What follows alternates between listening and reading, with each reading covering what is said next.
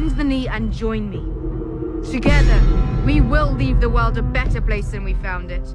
Hey everyone, and welcome back to the Nerdy Multiverse and yet another breakdown. Today, we will be breaking down and giving our initial thoughts on episode 6 of the second season of House of the Dragon. Of course, being the prequel series to Game of Thrones that takes place during a time known as the Dance with the Dragons from the books. This breakdown and the following ones as well will contain spoilers from the source material. So this is your spoiler warning, you have been warned. And the title for episode 6 of this season is Smallfolk. Now, before we get started with the episode, there are always two sides to a story and there are two sides to this war. Team Green and Team Black. If you wish to choose your side and represent them until the very end, feel free to check out our merch made just for you to pick your side. The link is in the description down below. Anyways though, this episode begins with a force of Lannister soldiers arriving at the fortress known as the Golden Tooth.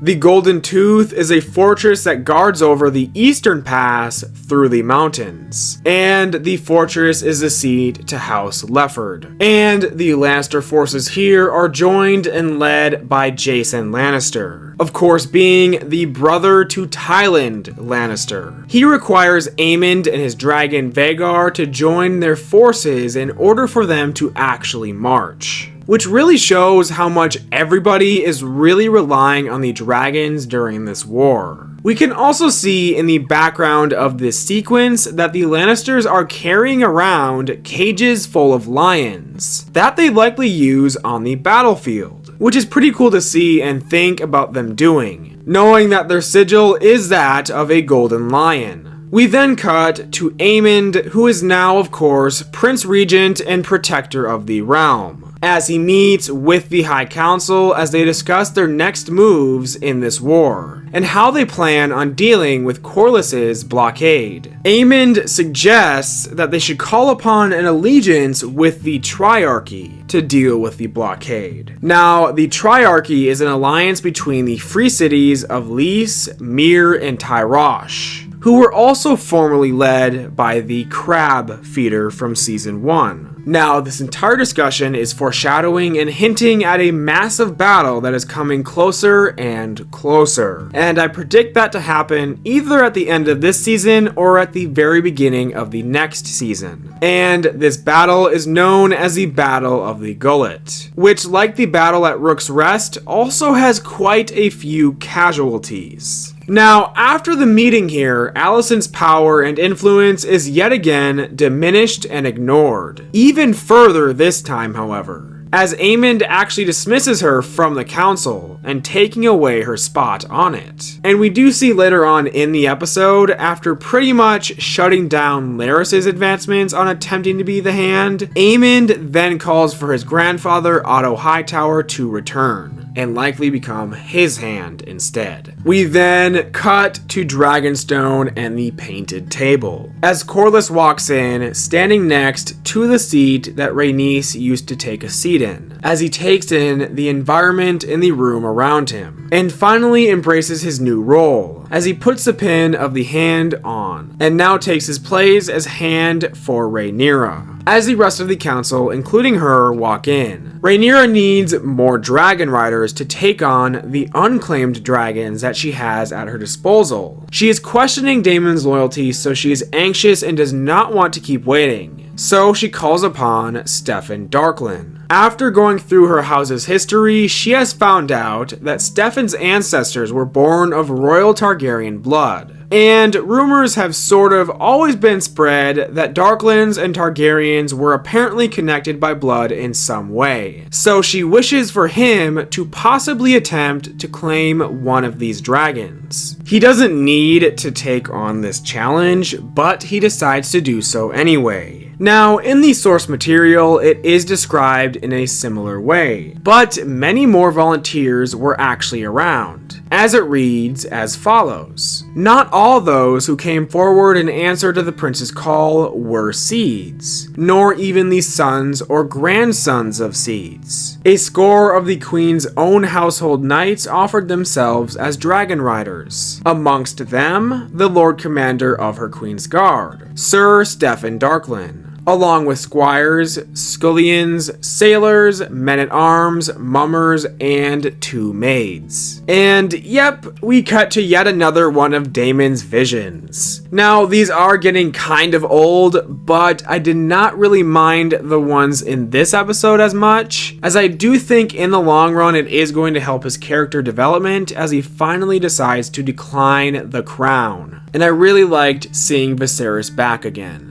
We see an exact replay of the scene from season 1 when Viserys snapped on Daemon and banished him back to Runestone. Now afterwards here, Viserys actually takes off his crown and just seems hurt emotionally, which would have taken place in reality after Daemon left the room in season 1, but we never saw that. This shows that he did really care for his brother, but also how he himself never asked for the crown either, which is also discussed in this episode itself. Now, after the vision is over, Daemon gets ready to leave Harrenhal because of all of these visions and nightmares. But he is met by Alice Rivers right by the weirwood tree and near the God's Eye Lake. Of course, every time that we see this location, especially in correlation with Daemon, it is hinting at the battle above God's Eye. Anyways though, the two speak about the Riverlords and the importance of Grover Tully, the Lord Liege, and how the course of the land will change within 3 days' time, or so Alice says. Cutting to Dragonstone as Dragon Keepers and Stephen Darklyn sing in High Valyrian. And this is the same exact song that Daemon sang to Vermithor at the end of season 1. The song translates to Fire Breather, Winged Leader, but 2 heads to a 3rd sing. From my voice, the fires have spoken, and the price has been paid, with blood magic. With words of flame, with clear eyes, to bind the 3, to you I sing. As one we gather, and with 3 heads, we shall fly as we were destined, beautifully,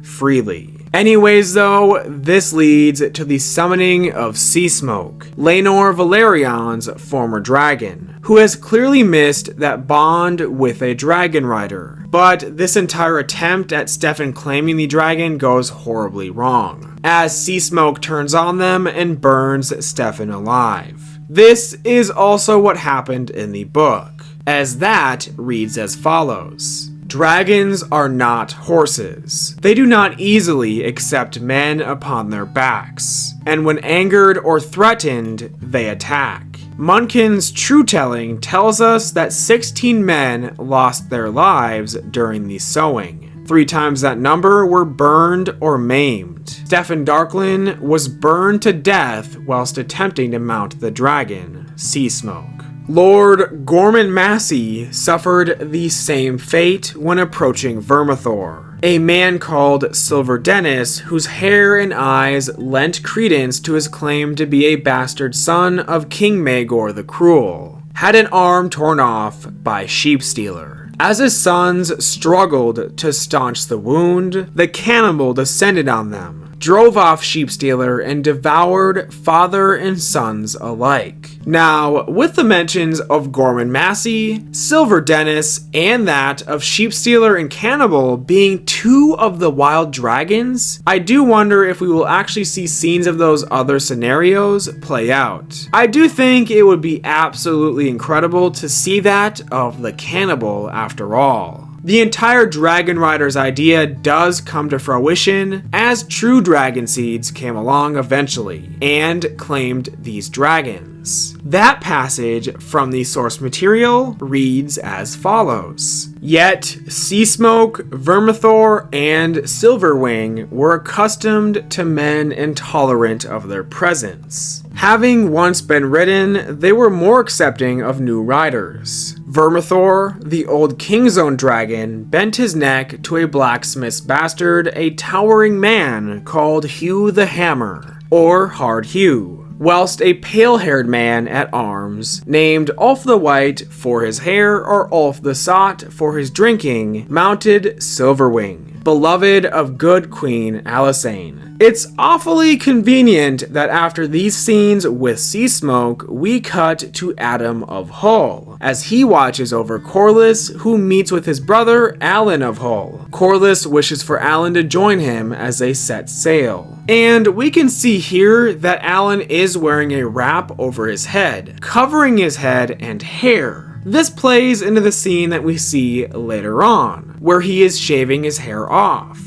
This is in an attempt to hide the white or silver colored hair that would grow in its place, as him and his brother Alan are both bastards of Corlys's. After putting a member of her very questionable council in his place, Rhaenyra is then seen wielding a sword, as she is struggling with the fact that she cannot fight herself, and is also struggling with the fact that she is not respected enough within her own court. And of course, even after the failed claiming, Mysaria suggests that they look for more people of Rhaenyra's royal blood, as there must be more options out there, as they continue to also unfold their plans against the Greens. Food is running sparse in King's Landing, and we can see the effects it is having on the small folk, such as Ulf the White and Hugh Hammer. This and the help that eventually comes to them will play into why they choose their side in the war. As we head back to King's Landing, Aegon's consciousness has come back.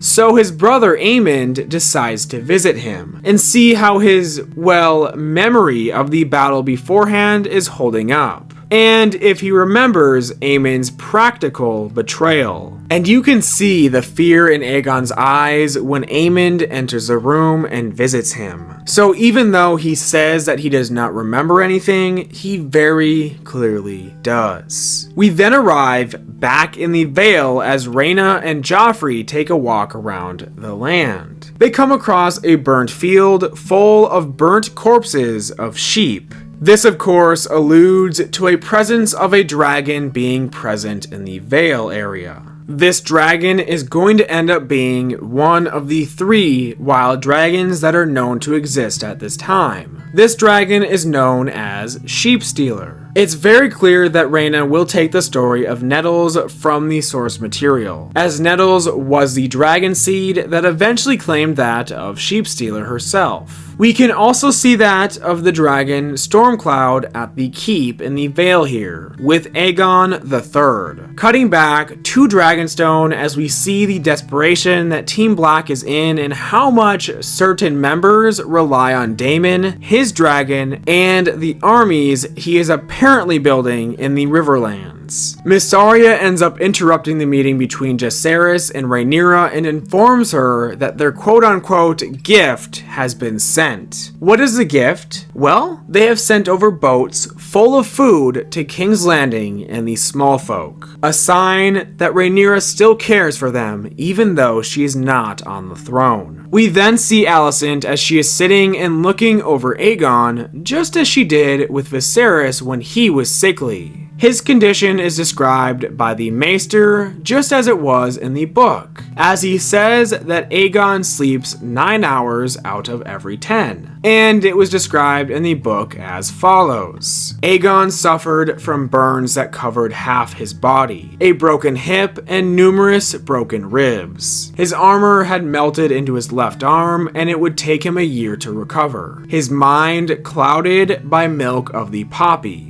causing him to sleep 9 hours out of every 10. He did not rise from his bed for the rest of the year, and some say he prayed for his death. Alicent then visits with her brother Gwaine, as neither of the two have heard from their father Otto. Now here, they also discuss that of Alicent's 3rd son, Daemon Targaryen. She does not hear from him ever nowadays, and we have never seen him on screen. She questions what he is like, and Gwaine describes him as kind. And he also mentions his dragon, Tisarion. In the book, Daemon was the favorite out of Alicent's children, due to his personality and difference when compared to that of Aemond or Aegon. Now, this gift that was sent from Rhaenyra ultimately sparks up and immensely increases loyalty to her amongst the smallfolk, and also leads up to them eventually protesting and rioting against the Greens, including against Alicent and Helaena, as they are forced to flee and try to get to safety after visiting the Sept of the Seven, the same location that was of course exploded in Game of Thrones.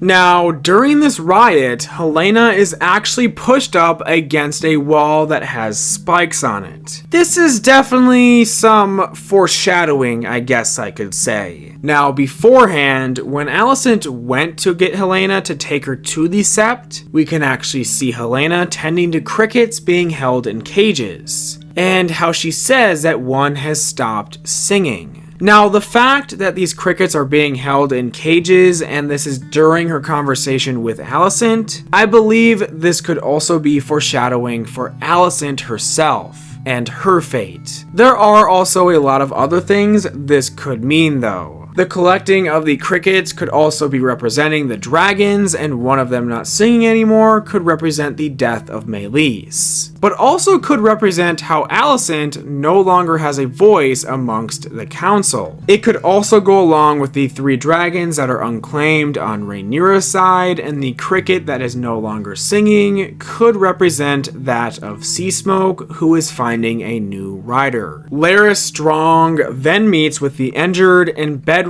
Aegon, as he stops one of his maesters from giving him milk of the poppy. This is so that he can speak to him in a fuller sense, as milk of the poppy is often described to cloud the minds of those that consume it. The two of them are both disfigured, and he offers him some words of advice and support. And yes, we cut back to Daemon as he is within another vision, again joined by his brother Viserys. This one was also a really good vision in my opinion though, as we do see how it is actually causing his development. He hugs his brother Viserys and shows him support after the death of his wife, when in reality he was not around when this actually happened. Now, when Daemon wakes up, we can also see how much this vision has affected him, and how he regrets not being there for his family when they really needed him. When he is woken up by Simon Strong, he is informed that Grover Tully has died. Now, it is very clear that Alice Rivers has something to do with it, as she traveled to quote-unquote treat to the old man. We then see Seasmoke as he is flying over what is likely the beaches near Driftmark, as he chases down Adam of Hull. This is why he got rid of Steffan Darklyn.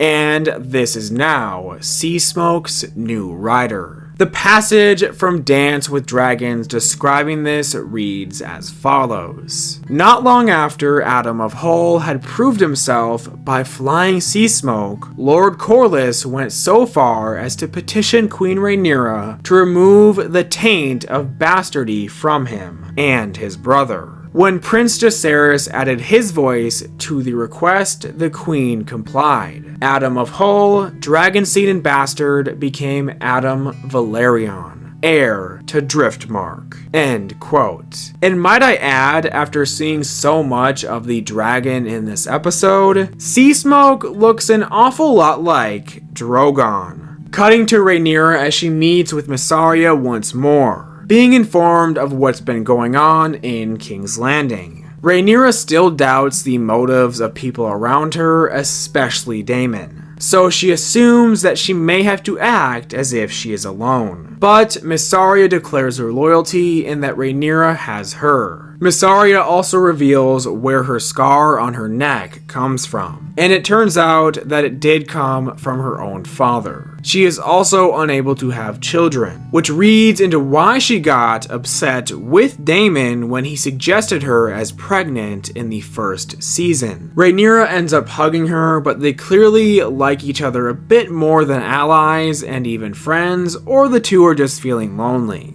They are then interrupted by Laurent Marbrand as he informs Rhaenyra that sea smoke has been spotted, but with a rider. So Rhaenyra heads out with her dragon Syrax to investigate, which is where this episode ends off. Overall, a very good episode in my opinion, and the build-up for the future with dragons and dragon seeds was really good. And the division is really showing, but also how Team Black is slowly gaining a favor. I also really enjoyed all of the callbacks and discussions relating so closely to the source material. I also absolutely loved seeing Paddy back as Viserys. He was one of the best characters in the first season. But anyways, I think that I would probably give this episode an 8.5 out of 10 for me, and I cannot wait for next week's episode. But yeah, that about does it for this episode, from me at least. But of course, I would like to hear your thoughts on the episode as well. So make sure to leave them down below. Thank you all for watching. If you enjoyed our breakdown and review on this episode, don't forget to give it a like.